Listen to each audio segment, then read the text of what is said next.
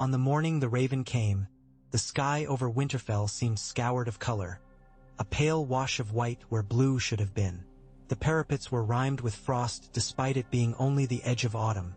The breath of the north had already crept down from the wall to test the mortared stones and the patience of men. Jon stood in the courtyard with his gloves off and his palms full of grain for a new gray mare that refused to be gentle with anyone. She took the oats from his hand, teeth nicking skin, her long lashes clotted with snow. He liked her stubbornness. He understood it. Another raven's cry cut the air in a jagged stitch. He looked up to the rookery and saw Clydas banking his way down the stairs at speed he had not displayed in years. The master of birds always moved like winter, unhurried and relentless. Now he moved like the arrow that precedes winter, the warning, not the season. Jon sent the mare away and took the steps 2 at a time to meet him. In the shadowed passage that smelled of feathers and droppings and old wood, the old man pressed a damp parchment into Jon's hand. "From the south," he said, voice thin. "But not one of ours." He tapped the seal, wax the color of river mud, pressed with the river reeds of House Reed. Howland Reed of Greywater Watch had never written to Winterfell in Jon's lifetime. Few even saw the man. He and his marsh dwellers kept their oaths and their secrets beneath the fog. Jon took the parchment to the window where a web of frost had crawled across the glass like a pale vine. His thumb hesitated on the seal. Sansa had come soundlessly. She had a gift for arriving where she was needed before anyone had time to call. She said nothing, only stood with her arms wrapped tight against her body, as if she meant to hold in her own warmth for the long years to come. The wax crackled as his nail bit.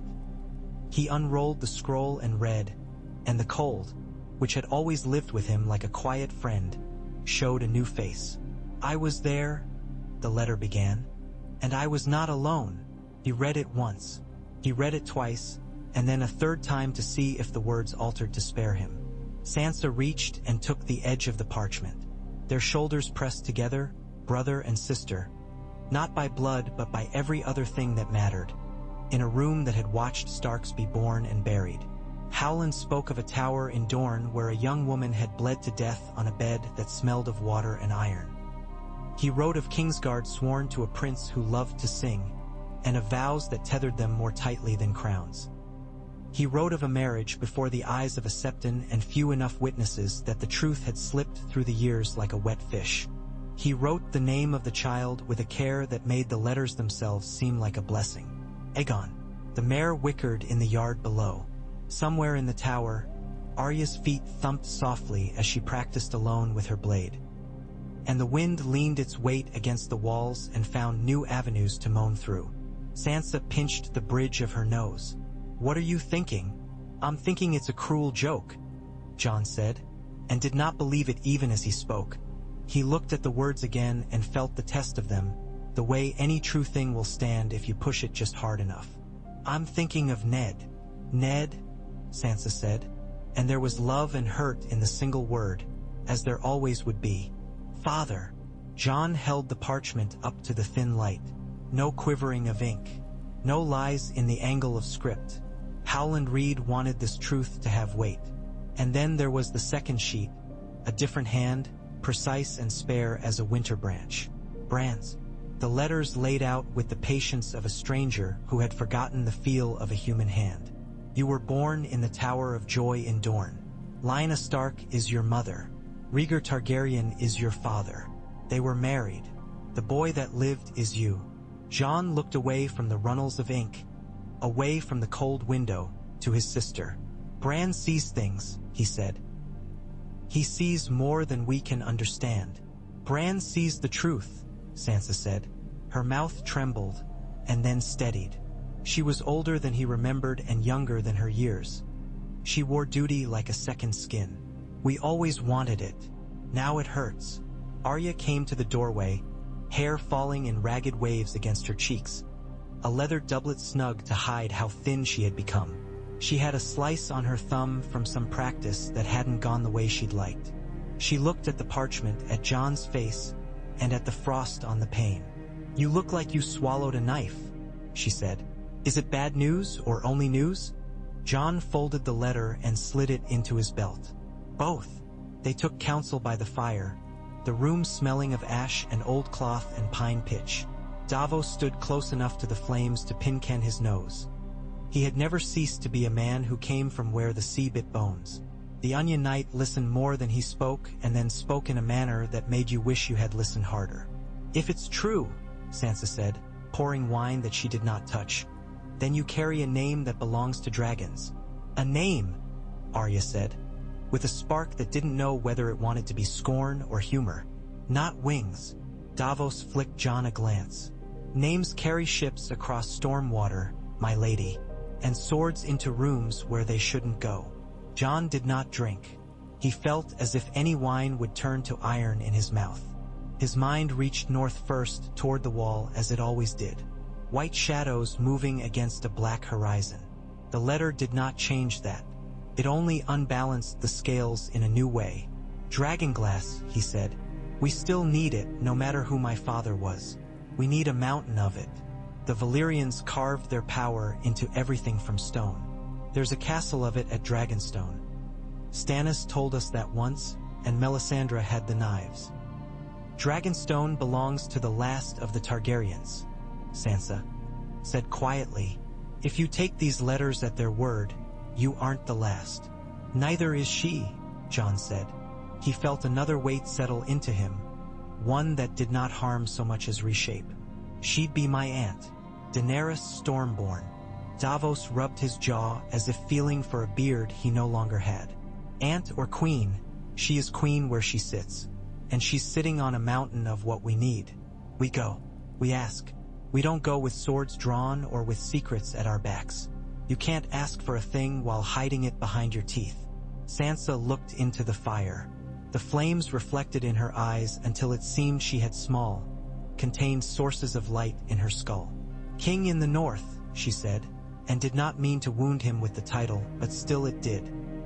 He felt the word tilt, ever so slightly, as if some floorboard beneath it had been pried up and taken away. "I'll come back," Jon said. He said it to the fire and to Sansa and to the stones of Winterfell, which remembered everyone who had ever made the same promise. "If I can bring the truth with me, I will." "Bring the glass," Arya said, rolling her shoulders, the stitched leather creaking. "Truth's a luxury. Let's not freeze before we can enjoy it." They made their preparations like people who knew time was watching. The raven cages were fortified. The smiths of Winterfell, young ones with chapped hands, old ones with missing fingers, hammered out new heads for spears and picks because metal was what they had now. Jon slept little. In the narrow hours when sleep finally took him, he dreamed of an empty cradle in a tower that smelled of rains that never came to the north. On the morning he left, the snow fell with more resolve than before. He hugged Sansa, and her arms clung around his ribs in a way that spoke of things neither would name. Arya loosed Ghost from the anteroom, and the great direwolf pressed his head into Jon's stomach until Jon's knees buckled. He did not cry. He had long practice at withholding tears. When he looked up, Bran sat in his chair by the gate, unmoving save for the breath that sent steam into the air. The boy's eyes, when they met Jon's, were no longer a boy's eyes. They were a well with no bottom. "You have to tell her," Bran said. "She needs to know who you are before you ask her for anything." Jon nodded. "How do I know she won't burn me for saying it?" Bran blinked once, very slowly, like a creature carving itself from ice. "She won't." Bran did not say it with hope or love, but with a simple flatness that felt more like weather than prophecy. Jon found he believed him, and hated himself for needing even that small mercy. He rode out with Davos at his shoulder and a thin train of guards and grooms behind. The banners above the gate hung heavy, motionless in the cold. The road south was hard and then harder. The sea knocked Dragonstone's black skirt like a relentless drunkard's crowd. Jon had never seen such stone. Winterfell's gray was the color of earnest hearts and old debts. This castle seemed forged from a single long scream cast into shape and left to cool. The air was warmer and salt-stung, but the wind cut just the same. Above, the dragons wheeled. Jon had been told a dozen ways that there were three. He saw them and decided no number meant anything. They were not a sum, they were a phenomenon. Davos muttered a prayer to any god who would listen. "I've burnt on this island once already," he said. "I'd prefer to leave it with my beard intact." Jon did not ask whether he meant that as joke or warning. They passed beneath an arch shaped like a serrated jaw and were led up to the great hall. The hearth there was large enough to roast an ox-hole and made no dent in the chill. The hall's ribbed ceiling was a vault of shadow that caught and snuffed torchlight by caprice. A long table carved in the shape of Westeros sat like a map of the lives of fools. She waited by the table, flanked by gray-caped guards and 2 counselors whose reputations had blown ahead of them like storm spume. Tyrion Lannister, who had been called many names, and Varys, who had been called better and worse. By the doors stood Missandei, whose gaze was the careful smile of a woman who had chosen to wrap kindness around herself as armor. Near the wall there was a man Jon knew by the set of his shoulders before he knew him by name. Jorah Mormont, beaten into a new shape and yet stubbornly himself. The woman at the table wore a dress of black that took the light and turned it toward her face. Her hair fell in pale braids. Her eyes were a color that did not live in Winterfell. The sea in sunlight, the shallows where fish flash. Her presence unsettled him in a way that had nothing to do with desire and everything to do with consequence. "Jon Snow," she said, and there was a music to it because she had spoken his name in another language first. She did not smile. "King in the North." The title landed between them like a dagger laid on a table. Not drawn, not sheathed. Jon bowed, because arrogance had never kept him alive and would not begin now. "Your Grace."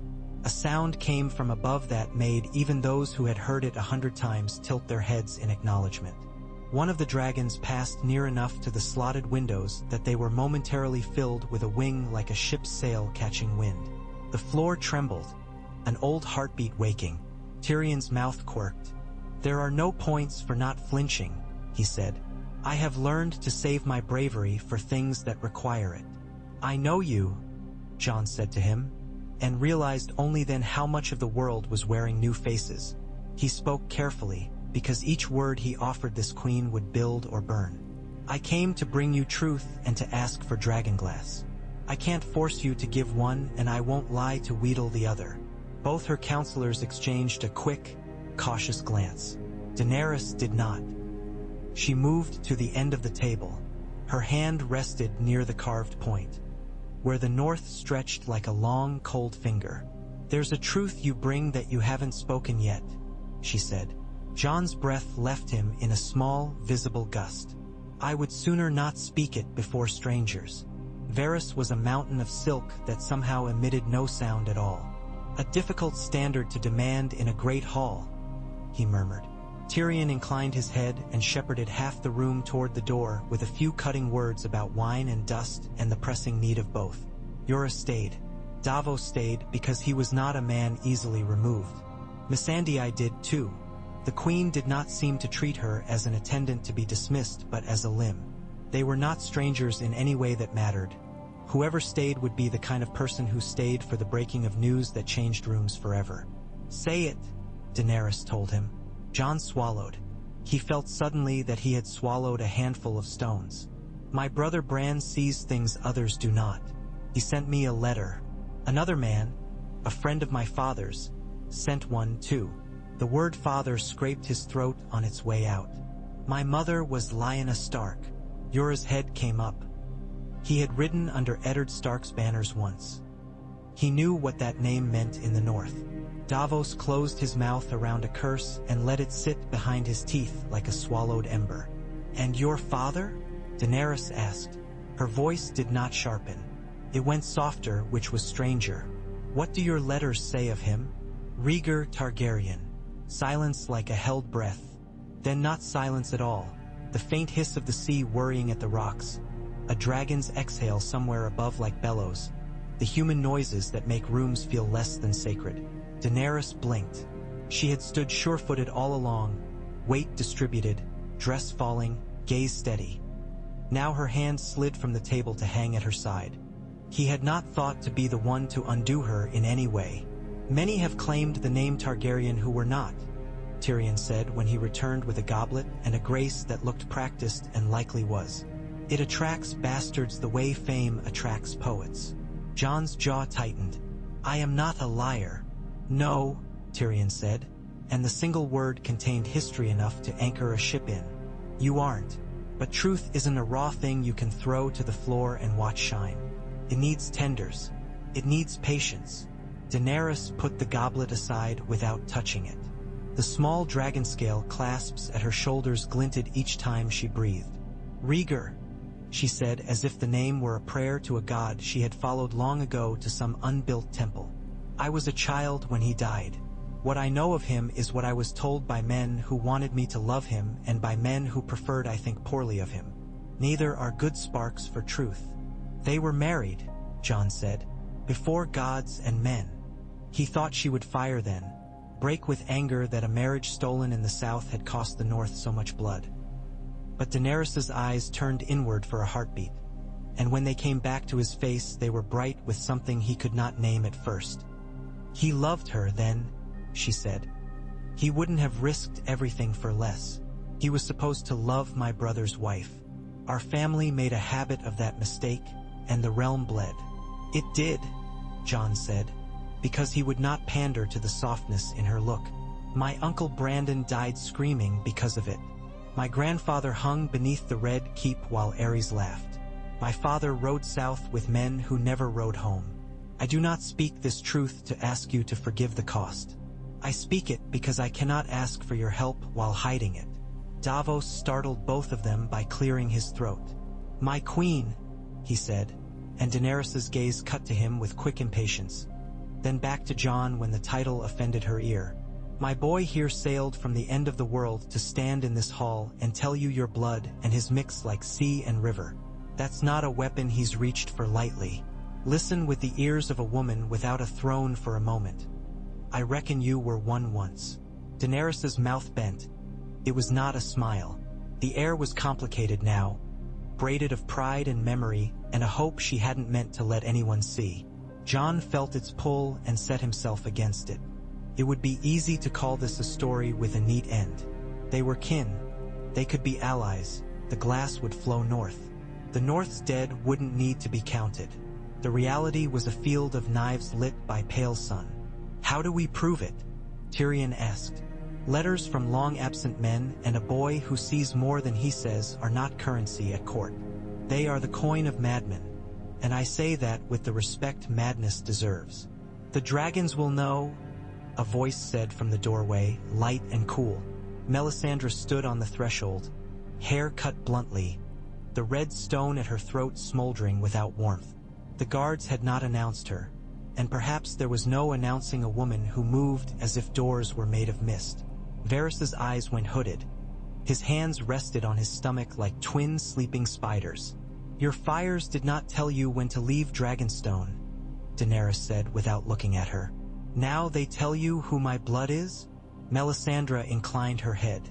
They tell me that the stranger walks the halls of men, and that what is dead wishes to add us to its company. They tell me the blood of the dragon has been braided into the snow.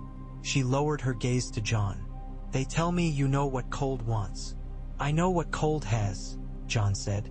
It has an army. It has patience. It has our names.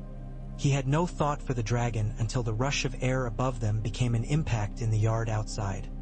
Like a mountain deciding to sit. The ground shuddered. Shouts rose and then fell as guards remembered that you did not shout at the wind. Daenerys moved without thought. Her steps found the rhythm of the dragon as if they had always known it. Jon followed her into the pale yard where salt SPR. I shattered and fell back on itself like glass blown to shards and melted again. The nearest dragon shook its great head. Its eyes were old copper warmed to glow. It smelled of sulfur and hot sand. Its wingtips trailed cinders. Jon thought it would hate him just because it could.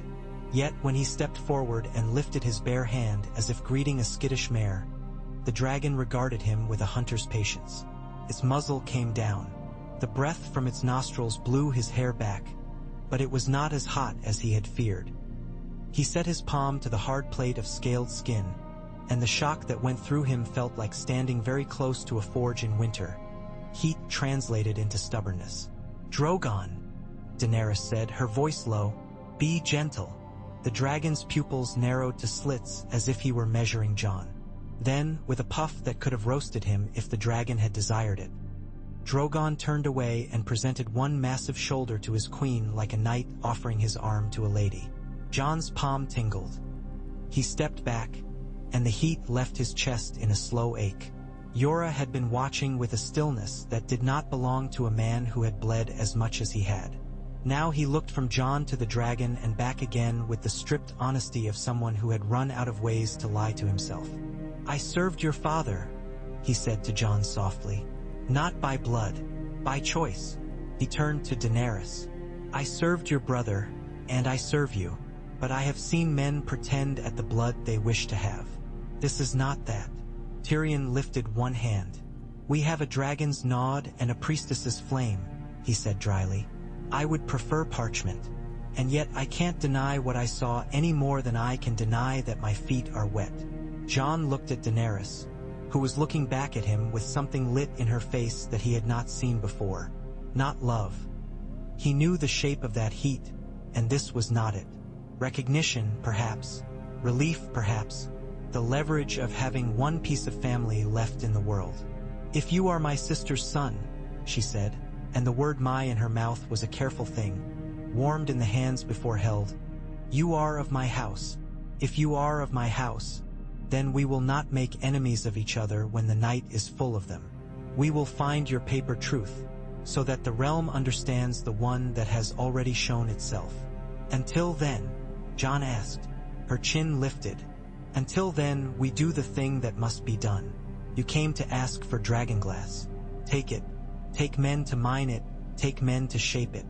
Take what you can carry north and then more. The rest can sort itself later. What about oaths? Tyrion asked almost gently. The North gave theirs to a king that may be something else altogether. Daenerys did not look at Tyrion. She kept her eyes on Jon.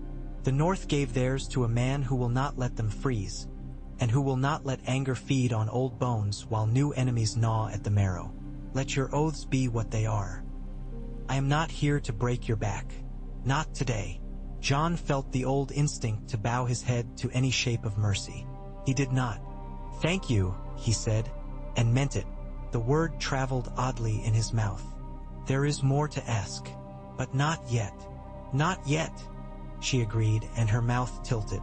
You've the look of a man with a second blade. Show me what you brought. He brought them the letters. He set them on the painted table as if he were returning a knife stolen long ago to its rightful sheath. Missandei read with a careful scholar's eye. She had a way of laying words down in herself that seemed both humble and possessive. Varys's face altered by fractions as he traced the names and dates. Tyrion's thumb hovered above the script like a man testing the water of a chancy river. We'll send riders to Greywater, Tyrion said. If we can find it. His smile was brief and precise. Truth that can walk tends to run when you ask it to sit. Bran stark, Varys murmuret. The boy who fell from a tower and rose with a crow in his mouth. Ravens? Davos corrected without thinking, and then looked apologetic for the pedantry, but no one had room left for embarrassment. Daenerys rolled the parchment back in on itself like the beginning of a decision. We will gather proof as we can, but I cannot untangle this and fight a war on 3 fronts in a single breath. So we choose the war. We go north, Jon said. Some of us, she said. Not you. His anger surprised him with its rawness. You can't forbid me my home.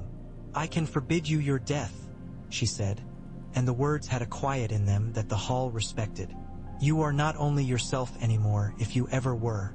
If you are what these letters claim, then your life is a piece on a board that soldiers watch. I will not spend you like a coin because you prefer to pay your own debts. Tyrion's head tilted with reluctant admiration. She's right, he said.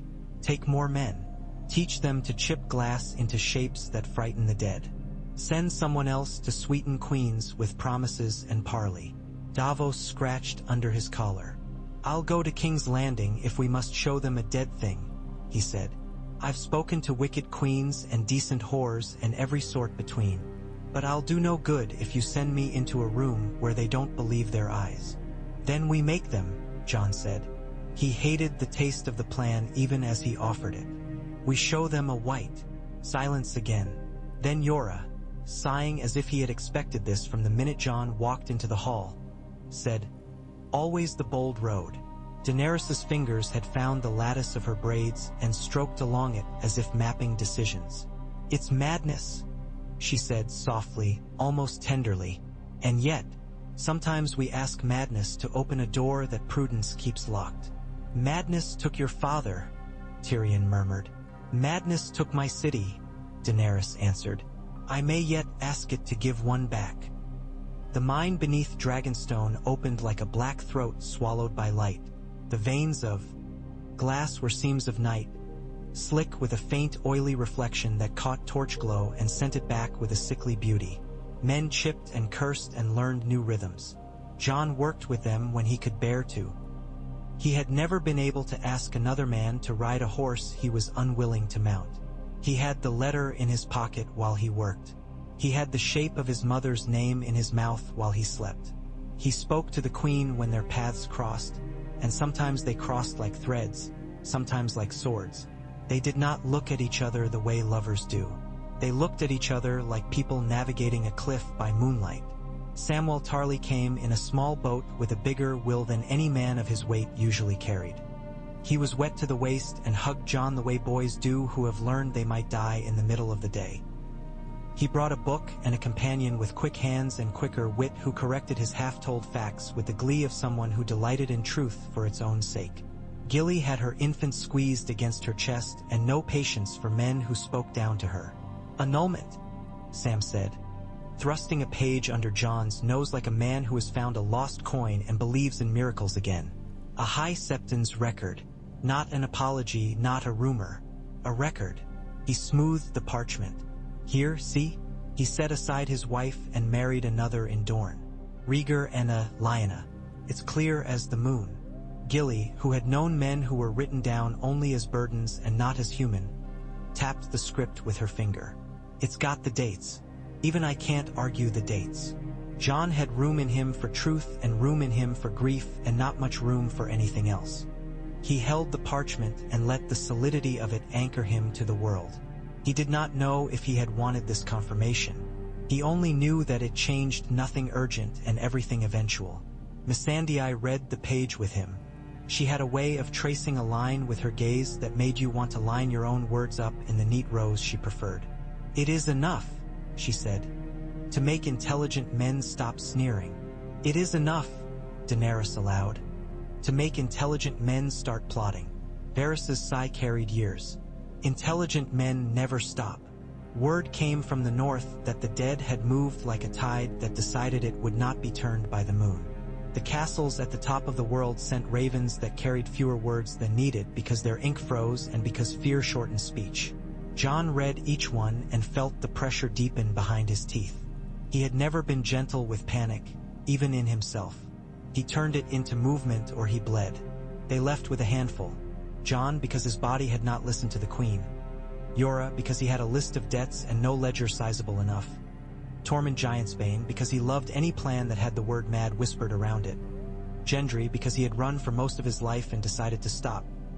Beric Dondarrion and the Hound because fate had tied knots in their lives too tight for any knife to cut clean. They went like men who had known better and choose worse because worse was the only road to better. Daenerys watched them go with her mouth set. "Send a raven the minute you see what you need to see," she said, and Jon nodded and thought he would more likely be dead or running.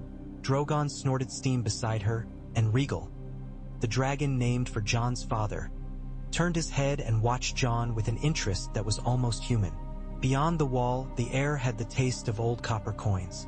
Snow came from every direction at once, as if the sky had decided to forget that up and down exist.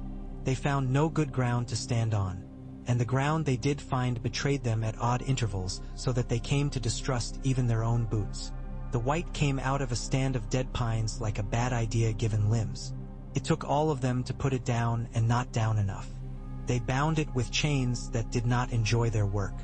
Jon hated its sound, not the hiss, but the way it made silence cheap when it shut up.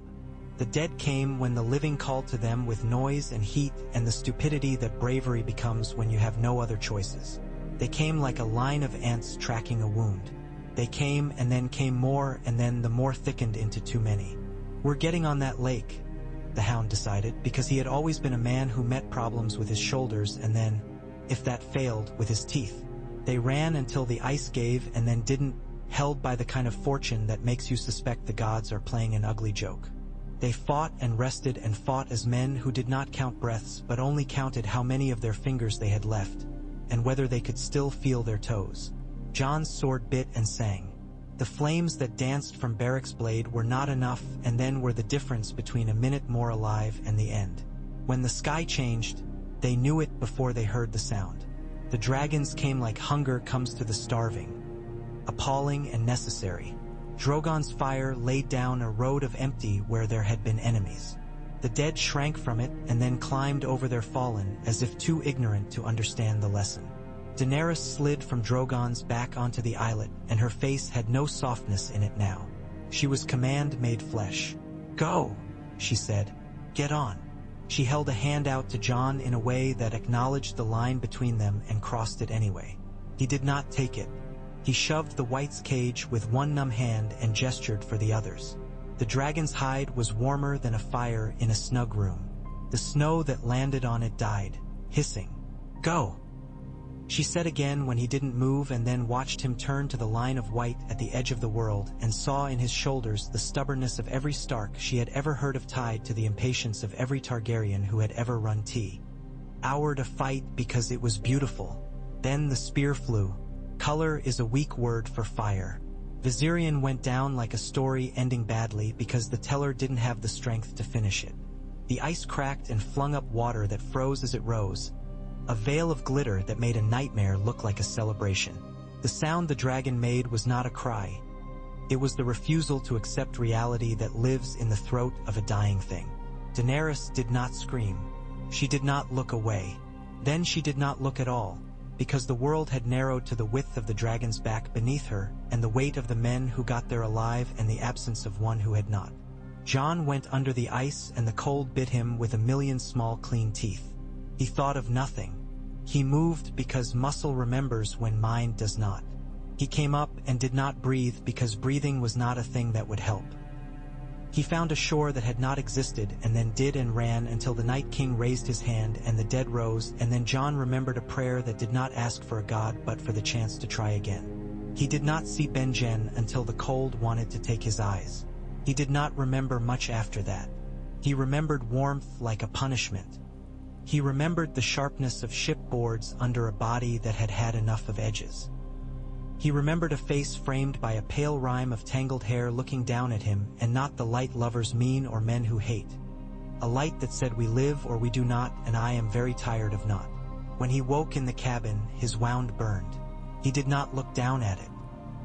He looked up and saw her at the wall, hands clasped in front of her as if she were in a temple and not in a room that reeked of salt and men and blood.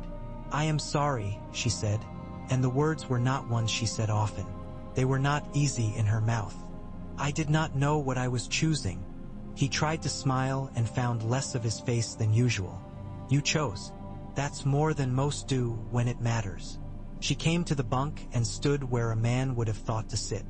Her gaze flickered once to his chest and the old scar there that made people make the sign of their gods even when they didn't mean to. She did not ask. She had room in her head for only so many impossibilities, and she had chosen the ones that mattered to her. "I will fight them," she said. "All of them." She looked away, and in the turn of her head Jon saw grief arrive. It was quiet and enormous and not interested in her titles. "He was mine," she said so very softly. "There were 3. There are 2, Jon said, because the simplest thing is sometimes the only comfort worth offering. She nodded once, like a soldier tallying what remains. When she straightened, she was not the woman who had stood in a yard with heat on her skin, marveling that a stranger could touch her dragon. She was the queen whose army had been reduced by a third in a moment. "The Night King can be killed," she said. "He looked at me the way hateful men do when they don't understand what they're looking at." He can be killed. Jon reached for her hand because he had not yet learned all the ways you are meant to hold back from someone who is part of your life and not your heart. She did not pull away. Her grip was strong and dry and did not linger when he let go. They went south, then north, then south again as the plan the world had forced upon them unspooled like a rope thrown between two towers.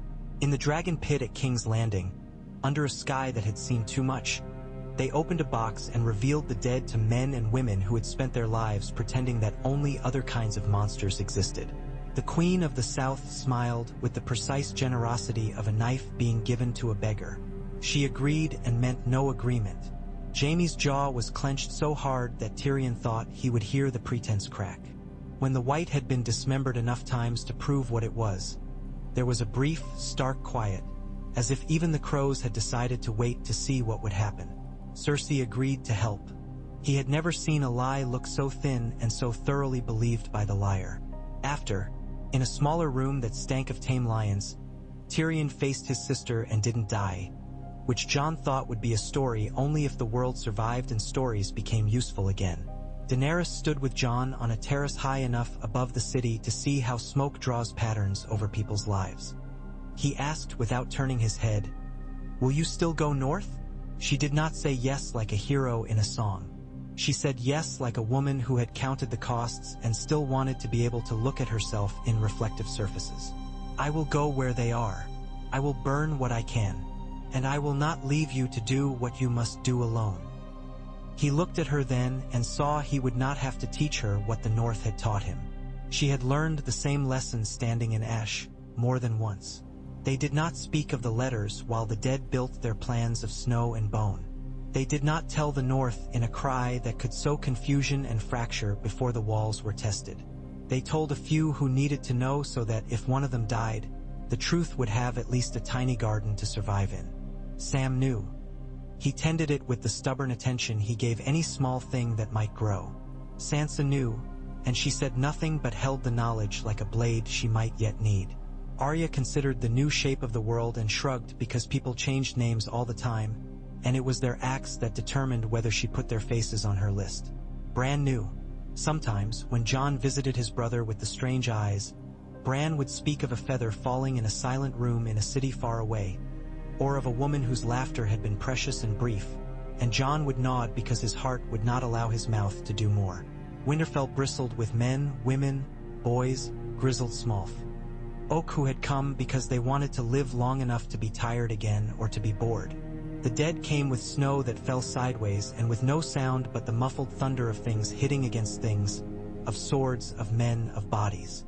Daenerys flew above it with Regal, and the dragonfire made tunnels in the night where living things could take a breath. Drogon ran the sky like a calligrapher's brush, laying down strokes of flame that spelled not words but time. Jon moved where he was needed. A man with a spear met him and fell. A boy with a knife that shook like a rabbit's tail held firm and did not. When the crypts opened and old bones were demanded to dance, Jon dashed into the stone gut of the castle and learned a new hatred. He cut as if cutting could sever the ties that held what should be dead to a master who did not deserve disciples.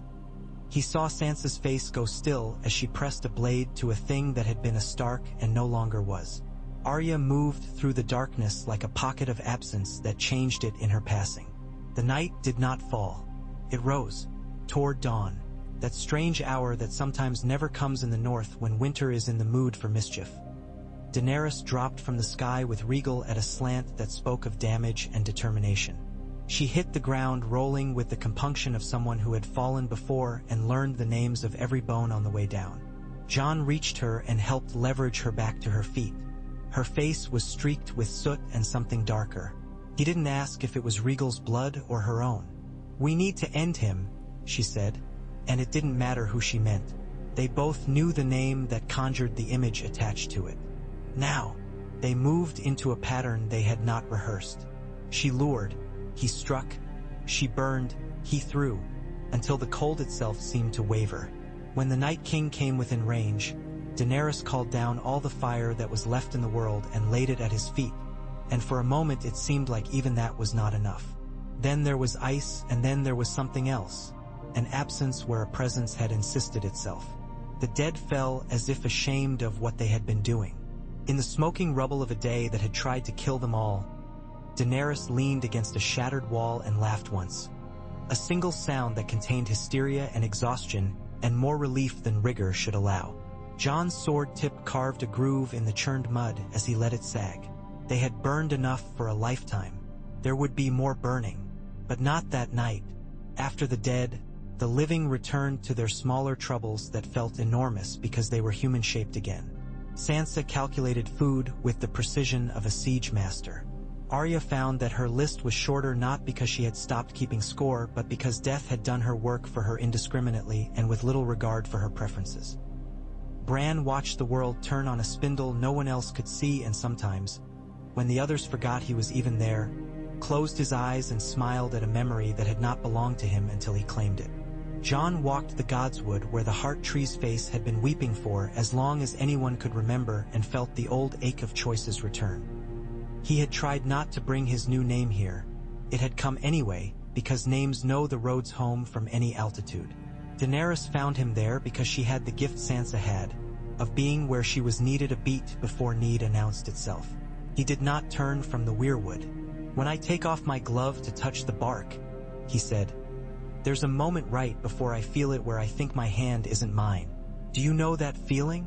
"No," she said. "I never touched a tree until I came here and found that I needed to." She came to stand beside him. The weirwood's leaves whispered their thin paper whispers that sounded like prayer if you were in the mood to hear prayer.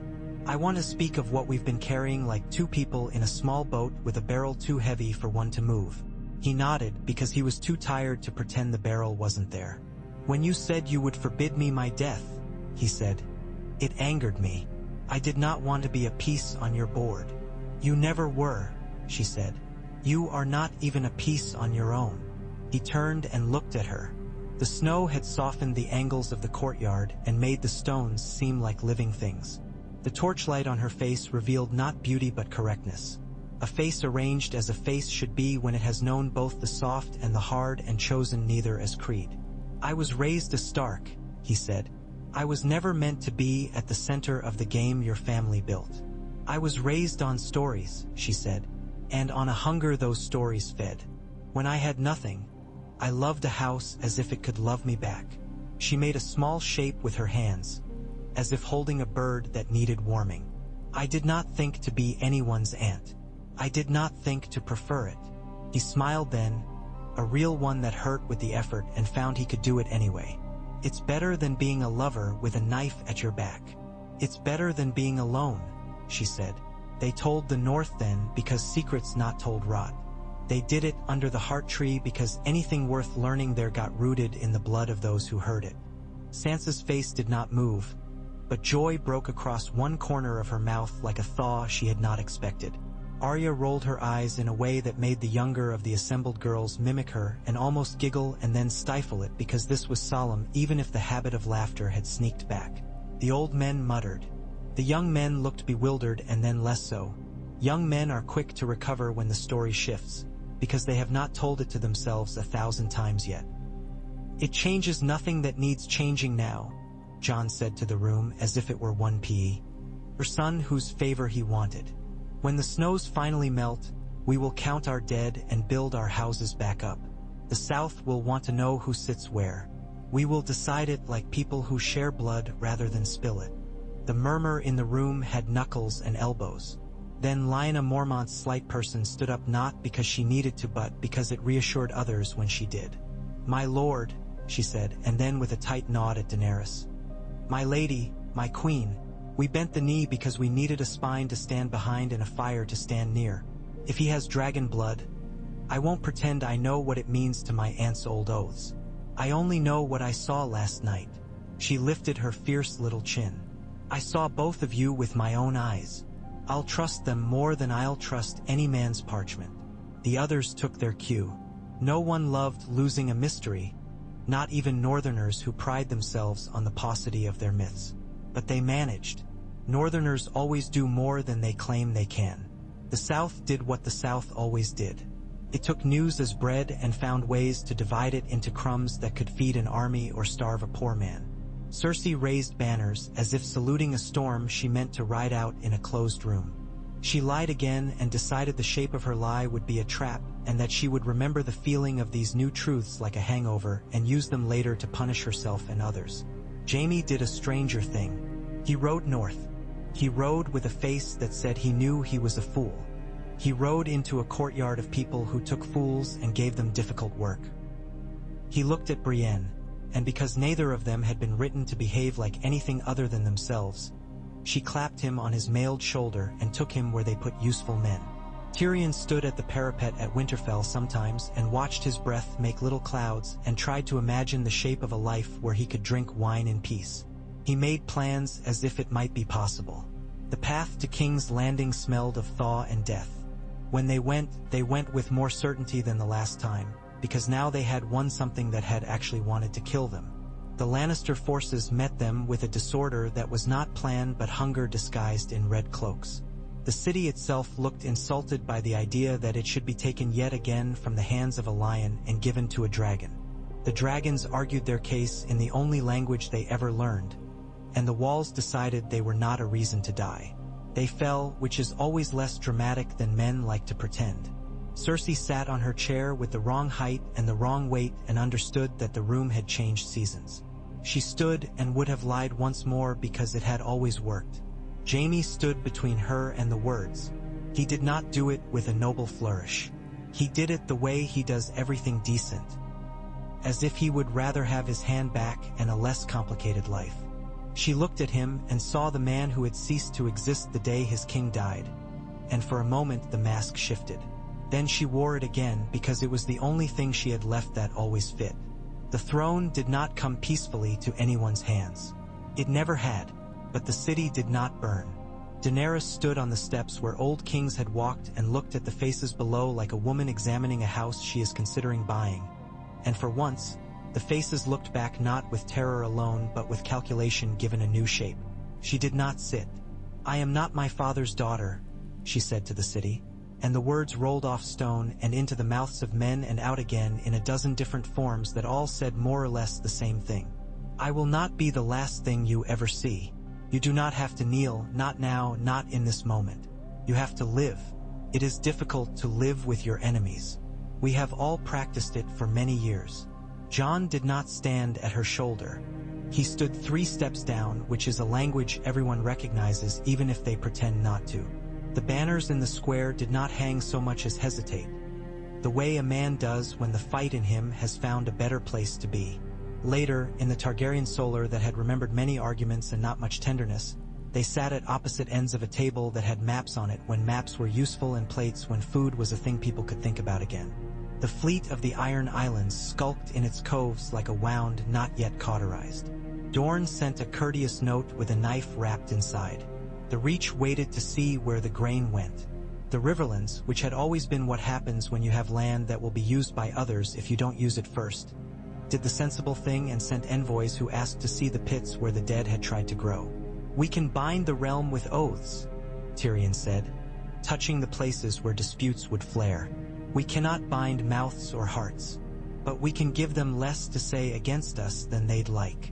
"Let them speak," Daenerys said. She was tired in a way that sleeping would not touch. "We have lived without family for so long that our first instinct was to turn it into a story. We have our story now. We should make it a good one." Jon looked at her across the table and felt something inside him shift in a way that reminded him of old ice breaking on a river. He did not love her. He had loved before and known the shape of the wound it leaves. What he felt was steadier and more ordinary. A recognition of kind, the relief of not carrying everything alone. "I want the North to keep what it is," he said. "A kingdom that can live with winter without whining about it." She raised an eyebrow, and the half-smile she gave him was almost flirtation but not quite. "And the South to keep what it is? A garden illusion you resent." "I don't resent it," he said. "I just don't know how to rest in it." Missandei translated T. His into the language of treaties, as was her gift, came out smoother and with clauses. Varys listened and weighed. Tyrion drank a measured mouthful and then made a list of who would agree to what and at what price. Yora stood in the doorway. He had learned to live in doorways, where decisions passed through. He watched the two of them not as lovers and not as rivals, but as relatives trying to figure out how not to ruin their next meal with talk of politics. He thought of his father, who had died in the snow with honor like a standard wrapped around his bones. He thought of his island, which would need mending in ways that had nothing to do with walls and roofs. He thought of the girl he had met across the narrow sea and the queen he served now, and decided that both of them deserved more than the stories would give. The birds in the Red Keep were loud in the morning. They did not care who drank from what goblet. The city below made noises like any body does when it is getting up. Curses, laughter, the occasional prayer, the more occasional scream. Regal's shadow crossed a narrow street where a fishwife poured the last of her water on the cobbles to write a message in steam. Drogon sprawled like a hill near the dragon pit and emitted a sound that made men's teeth buzz. Children learned to play a game where they tried to mimic it. Their mothers slapped their heads lightly and told them to be quiet, and then turned their faces so the children wouldn't see them smile. In the north, the snow began to melt and then changed its mind. Sansa sent letters with the patience of a spider building a web that had to hold wind. Arya practiced with her sword and sometimes, when no one watched, sat under the tree and looked at nothing. Bran watched everything and sometimes felt a pressure behind his eyes, as if he had been crying for an hour and could not remember why. The world did not become good. It did not become even. But men who had lived through a night when the dead walked found they could live with arguments that would have killed them before. They found they could live with a queen who did not burn them and with a king who did not insist on being won publicly when the situation did not require it. On a day when the air smelled of rain that would not yet fall, Daenerys walked the long, empty hallway in the Red Keep where portraits of men who wanted to be remembered hung like judges. She stopped before one of her father and did not flinch. Jon came to stand beside her and did not tell her where to rest her eyes. She spoke first. "I thought I would want it more," she said. "The chair, the adoration, the fear. When it was what I had, I mistook my hunger for purpose." "What do you want?" Jon said. And it was not a test, not a trap. If you strip every story another person told you about yourself away. She stood for a long time, a woman in a hallway built to make her feel small, and then smiled a smile that did not belong to a queen or a tyrant or a hero. "I want not to be the last," she said. "I want our house to be more than a fire that goes out. I don't care if the songs get my verses wrong. I want there to be someone left to correct them." He nodded. "There will be," he said, "if we prove worthy of it." They proved and they did not. They succeeded and they failed. They put a sword into the dark where it was thickest, and sometimes they missed and sometimes they found a seam and pushed. They were not saints. They did not become monsters. They were family, which is to say they were lucky and burdened in the same breath. Years later, when children played at dragons in alleys where the grass had come back between the stones, an old woman in a small village in the north told a story to a boy with hair like ravens and eyes like a river in thaw. She spoke of a man who had 2 names and of a woman who had 1,000, and of how they learned to share the only one that mattered. The name of a house that had once meant fire and then meant something like endurance. The boy asked if the man and the woman were happy, and the old woman laughed, that particular laugh old women have when children ask questions with only one answer in stories. "They lived," she said, combing her fingers through his hair. "That's better. And they were not alone." Some nights, when the keep was quiet and the city had chosen sleep over riot, Daenerys would take the long walk to the balcony that faced the river. Jon sometimes met her there, because the north had taught him to love the places where the cold touches your face with gentleness, as if to ask a question rather than to demand a tithe. They would stand, not speaking, while the river moved like a creature too heavy to be stopped by walls or men. He turned to her once, when the moon was only a scar, and said the thing he had not let himself say because he had not known how to speak without breaking what was good between them. "I am glad we knew," he said, "before." She looked at him in that clean way she had, as if stripping falsehood from a room with her eyes. "So am I," she said. "It saved us." He thought of the tower where his mother had died, and of the bed he had bled on at Castle Black, and of the snow where he almost did not wake after the lake. He thought of the dragons.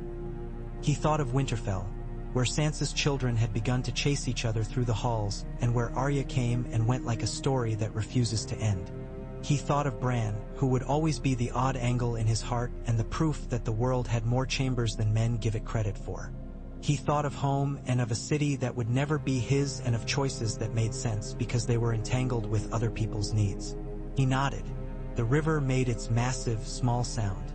She leaned her elbows on the stone and looked down as if expecting to see fish bigger than her dragons sliding past. They stood until the air turned from cool to cold and then to something sharper. And when they finally went inside, the corridor warmed them like an embrace they would never need to distrust. Below them, the city slept badly and then better. Above them, the dragons dreamed their old dreams of hot wind and broad horizons. The seasons turned like something alive. The house that had thought itself a flame learned how to be a hearth. And when the stories were told in places where stories matter, the names were sometimes wrong and the dates were often off, and people insisted that love had been where it hadn't and denied that blood could ever be enough to bind what pride wants to tear. No matter, they had not lived for precision. They had lived. And because they had known each other in time, so did the rest.